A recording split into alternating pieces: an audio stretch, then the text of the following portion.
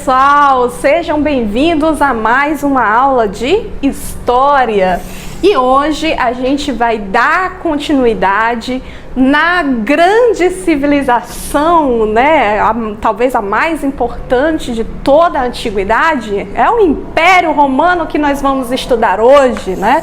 Antes disso, na aula passada, a gente viu como foi que Roma nasceu, né? Ali cercada de povos diferenciados, inclusive trazendo muitas semelhanças com outra civilização muito importante também, que é a Grécia, né? Então a gente viu que aquela pequena cidadezinha lá na Península Itálica acabou crescendo, tomando toda a península e saindo para conquistar novos territórios, tá? Mas antes da gente chegar nesse império, como foi que Roma passou a dominar o mundo, né? Porque essa civilização aqui passou a dominar todos os povos da antiguidade naquela época, né? Para vocês terem uma ideia, Europa, Ásia, África, tá? Praticamente todo o mundo antigo. Então, antes da gente chegar a esse ponto máximo da história da civilização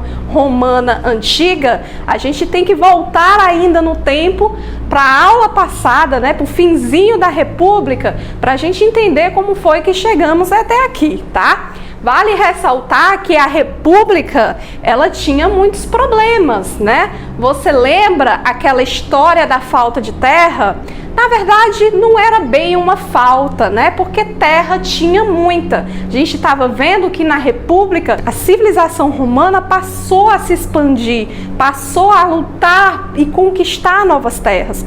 Porém, a maior parte dessas terras eram transformadas em terras públicas, ou seja, a civilização romana era que era dona dessas terras.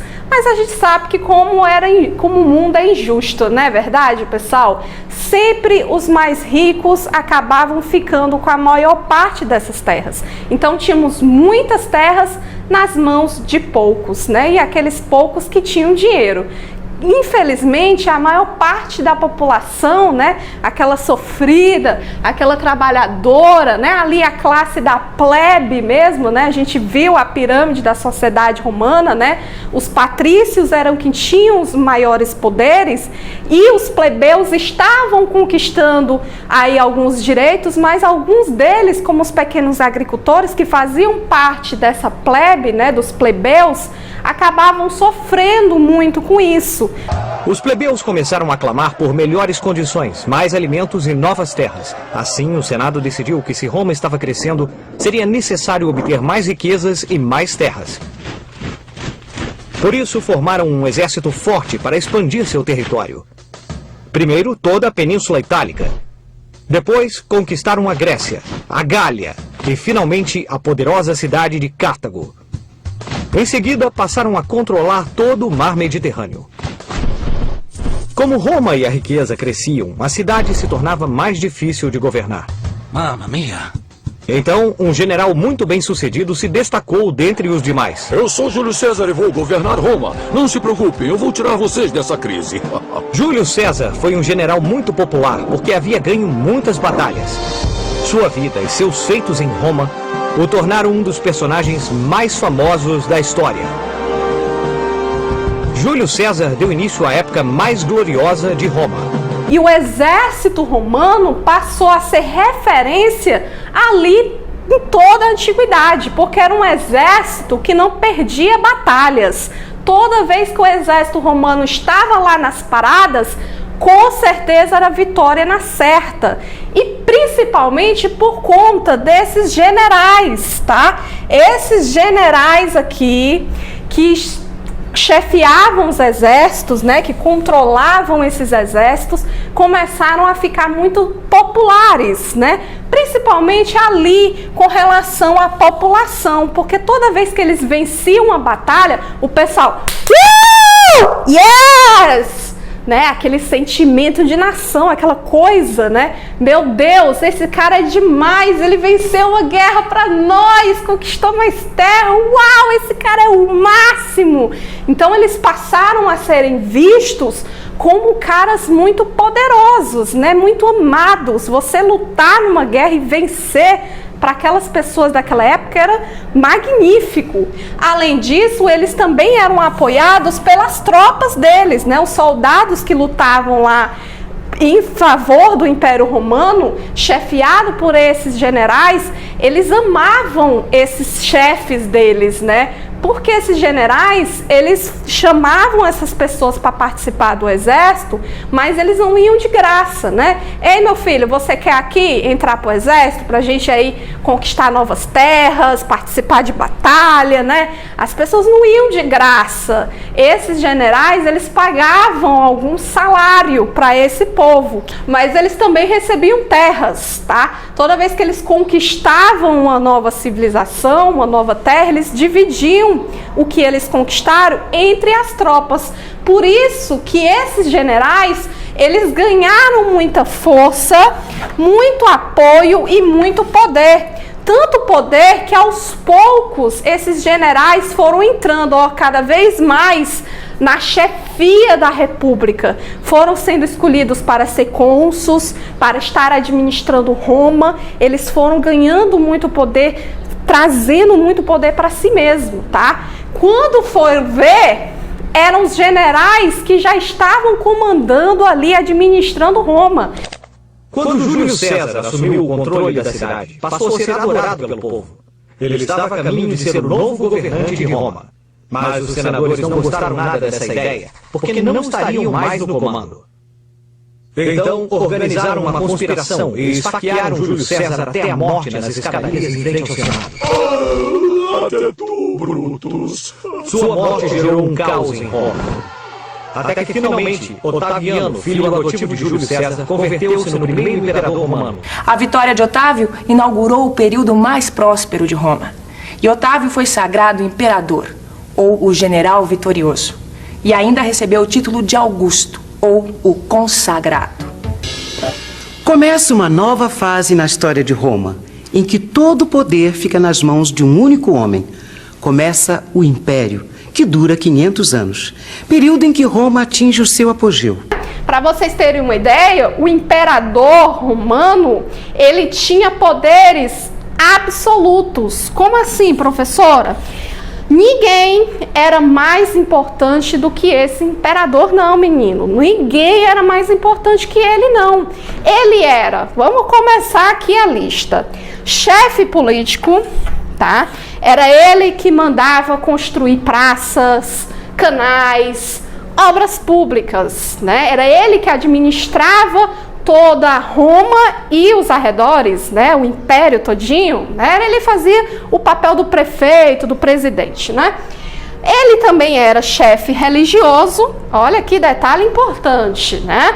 Chefe religioso, a gente viu isso, que os faraós lá no Egito, por exemplo, também eram chefes religiosos, né? Você, além de administrar a cidade, você também era considerado quase como um deus. Olha o tamanho do poder desse cara, né? Escuta só, você tem poderes quase como Deus, né? Então as pessoas acreditavam que esses imperadores, eles tinham escolhido pelos deuses, né? Lembra que Roma era politeísta a princípio, né? Então eles acreditavam em vários deuses e que esses deuses tinham escolhido esse cara para estar ali à frente do governo, né? Então ele tinha uma ligação com os deuses. E além dele ser chefe político, chefe religioso, ele também era chefe do exército, né? Como ele era um militar, né? Lembra que eles saíram lá do exército, né? Eles eram generais. Esses caras também eram chefes do exército.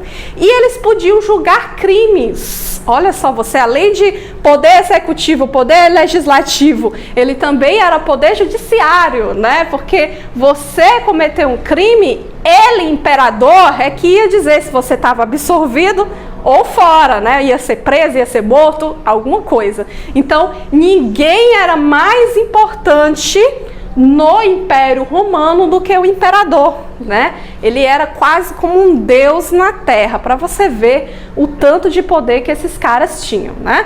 Como eu disse para vocês, o primeiro imperador, né, que inaugura essa nova fase de Roma foi o Otávio, né? O Otávio era um militar, ele também chegou a fazer parte do exército, né? E ele tinha tanto poder que ele acabou trazendo essa nova era aí, né? Essa nova fase, tomando o poder para si e administrando Roma e todas as suas conquistas. O Otávio, ele foi muito inteligente, né? Ele talvez tenha sido o melhor imperador que Roma teve, porque soube fazer algumas coisas que trouxesse para ele mais poder e mais popularidade. Primeira coisa que ele fez, que deixou a galera assim, ó, apaixonada por ele. Ele abaixou o preço do trigo. Professora, mas e daí, né? O trigo, gente, serve para fazer o quê? O pão. Olha só você, né? O pão é feito do trigo. E qual é o alimento que as pessoas mais consomem? O pão, né? Tem que ter o pão no café, tem que ter o pão na merenda, né? Tem que ter o pão. E ele abaixando o preço do trigo, o pão ia ficar lá embaixo, baratinho. Olha só, as pessoas agora tinham que comer, não era um arroz com feijão, mas era um pão, né? Tá bom, gente. Aí o pessoal já começou a gostar. Opa, vou comer agora pão de manhã, de tarde, de noite, de madrugada. Coisa ótima. Além disso, né, ele também mandou proteger as fronteiras, né? Não adianta você conquistar novas terras se você não tiver um exército ali poderoso para defender essas terras que você conquistou, porque vai que vem outra civilização lá, briga com a gente e toma de novo a terra, né? Não, a gente tem que ali botar soldados para proteger a nossa casa, né? Para proteger aqui os nossos domínios para ninguém invadir. O que ficou conhecido como Pax Romana, né? Que foi esse momento de relativa paz mesmo dentro do império, né? Além disso, né, ele também oferecia espetáculos para o povo. Oxe, mas esse Otávio é bom demais. Além da gente comer pão bem baratinho, ainda tem ali um show da cantora Anitta pra gente ali ver, assistir. Oh, coisa boa. É o tal do pão e circo, né? Guarda essas duas palavrinhas aqui, porque elas são importantes, tá? Mas por que é chamado de pão e circo? Pão, porque o preço do trigo tinha baixado, então agora a população estava, né, com esses pães aí para comer mais facilmente. E o circo eram os espetáculos, né? Ou seja, eu vou agradar essas pessoas para que elas não fiquem com raiva de mim e me adorem, né? Me amem, me apoiem, né? Espertíssimo. Porque quanto mais ele tem apoio, obviamente mais poder e mais tempo ele vai ficar ali governando Roma. Ninguém vai ser capaz de destruir ele, né? Olha que espertíssimo. Ainda hoje, né, essas duas palavrinhas, pão e circo, são muito utilizadas, né? De vez em quando sai ali no jornal que o prefeito tal pratica o pão e o circo. Por quê? Porque a cidade toda se acabando, muita pobreza, sem hospital, sem escola, sem remédio, mas está tendo ali espetáculos de gás. E é o tal do pão e circo, né? Que é essas coisas que distraem a população, né? Essa diversão aí que deixa a população feliz, mas as coisas principais não tem, né? E é isso, pão e circo até hoje ainda existe, né? O pessoal aprendeu direitinho aqui com Roma, né? E outra coisa que Roma era conhecida como o armazém do mundo, né?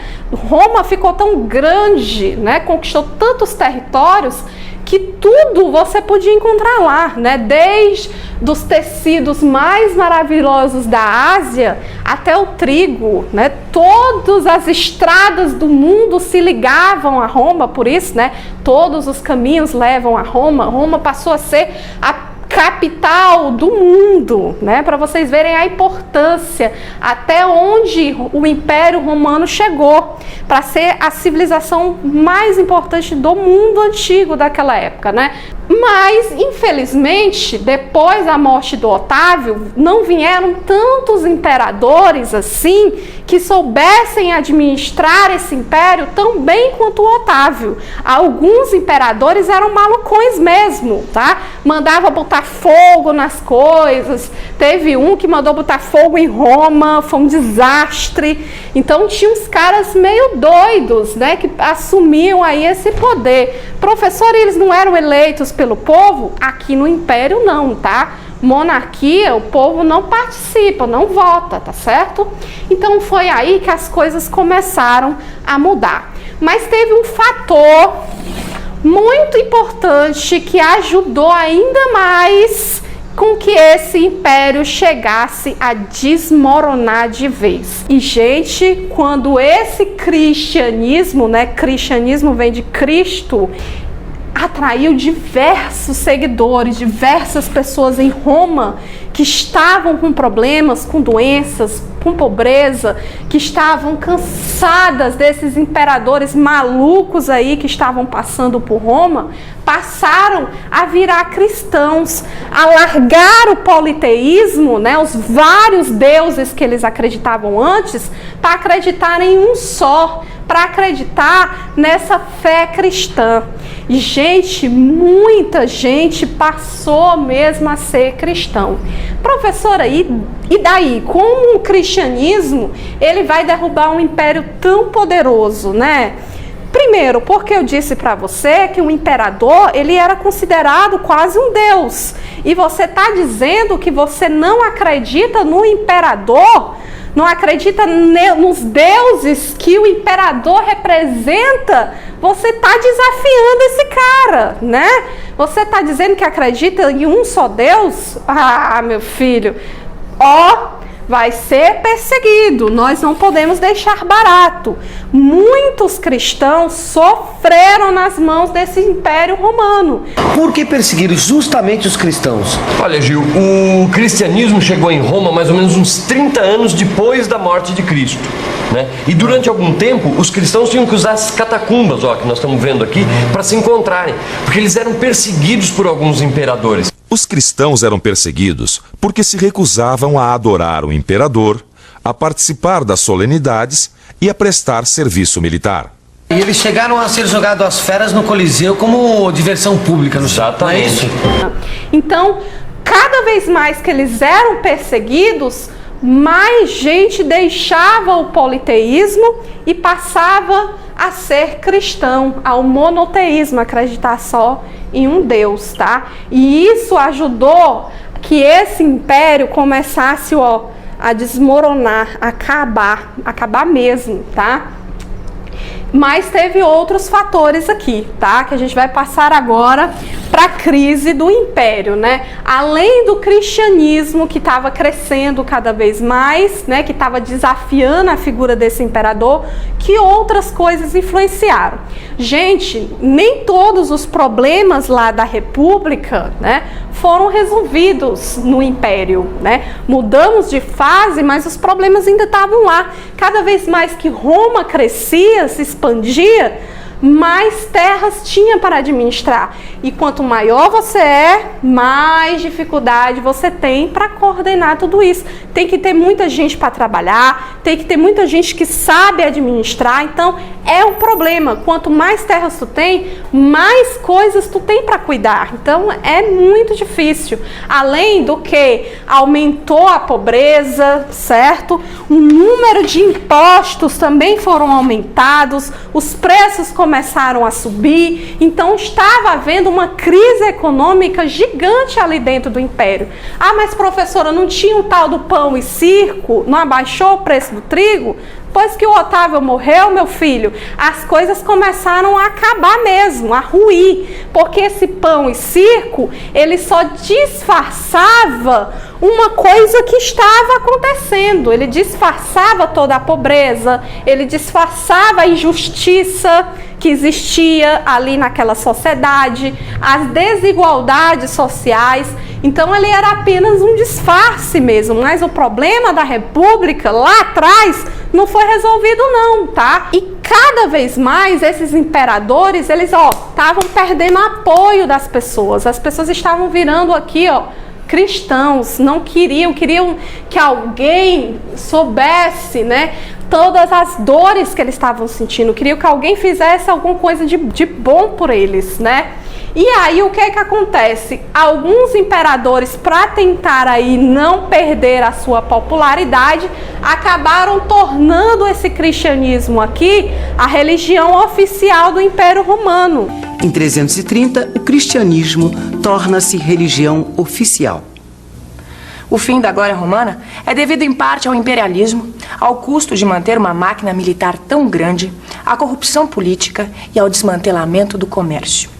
No final, a inflação era tanta que o dinheiro praticamente sumiu de circulação, já que não valia mais nada.